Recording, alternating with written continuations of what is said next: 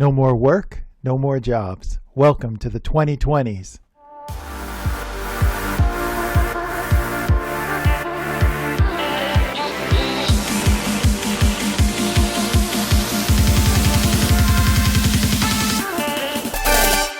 Hello and welcome to another edition of Shine 365.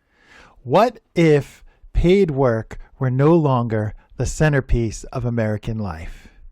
In today's article by Vox, we'll dive into The Death of the Job by Anna North.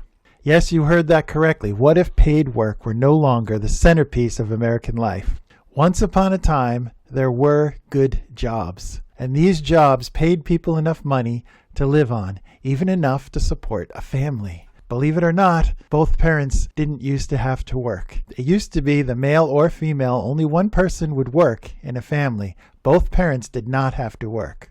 They provided health insurance so people could get a doctor if they got sick. They even came with pensions so that once you'd worked for a certain amount of years, you could actually stop working. But unfortunately, those days are over. Nowadays, two parents have to work. And now we don't really have pensions unless you work for the government. Pensions went out the door. So now you have to save for retirement yourself.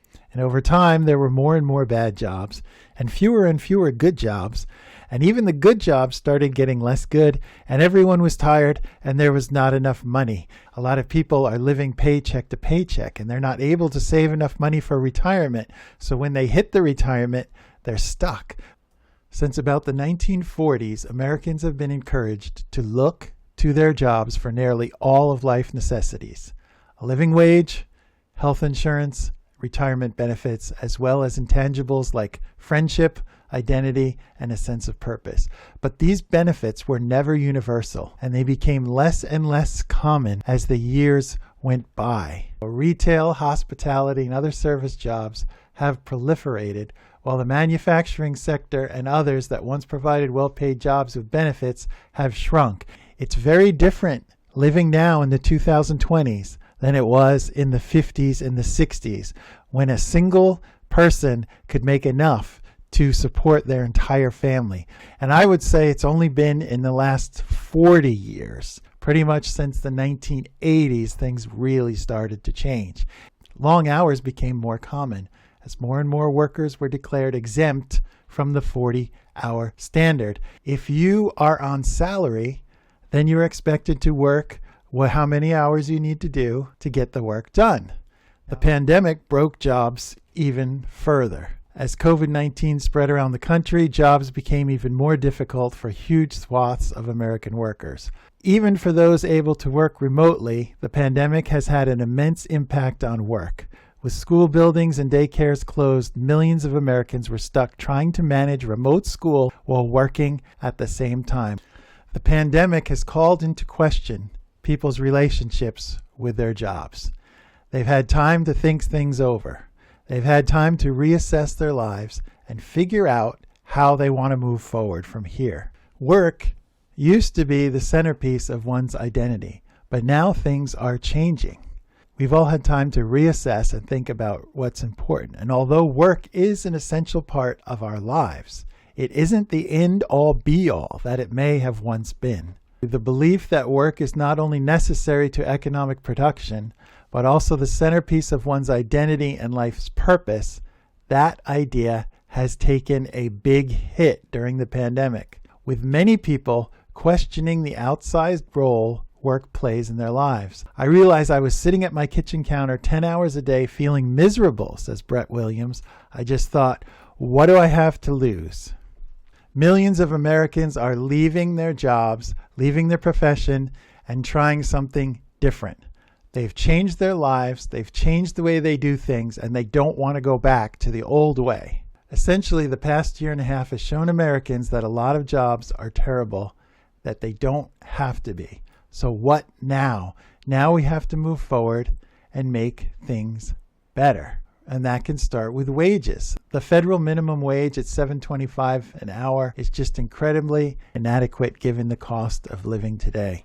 If you work full-time in the United States, what you do should be enough to support you. And I would hope that you could at least support your family if both the father and the mother are working 40-hour jobs. If you can't do that, you're stuck going into debt, and it's never going to end.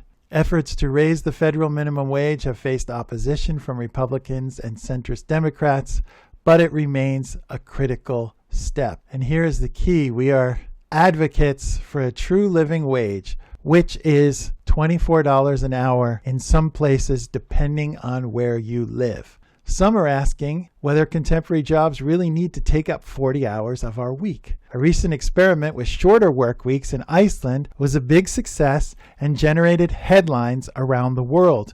And we covered this in a previous episode.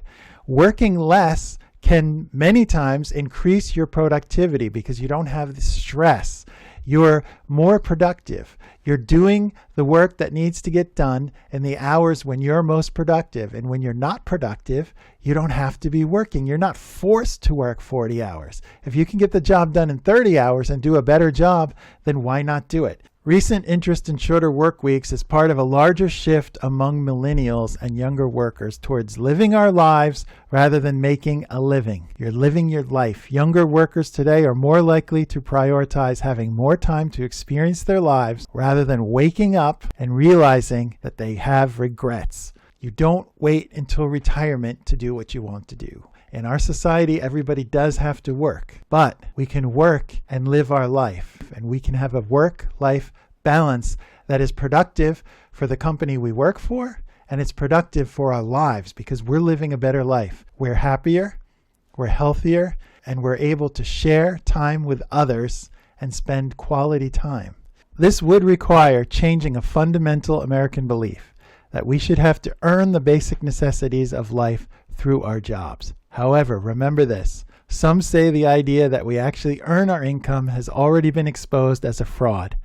Just look at the fact that the average CEO made almost 300 times the median worker salary last year, a gap that is only growing. If we can detach income from work, and that's what's happened in the labor market with the CEOs, why not just do that? It's obvious we can do that. And CEOs don't need to be making 300 times what their workers make. We all have hard jobs. I realize that the CEO job is the top, and they should be paid accordingly.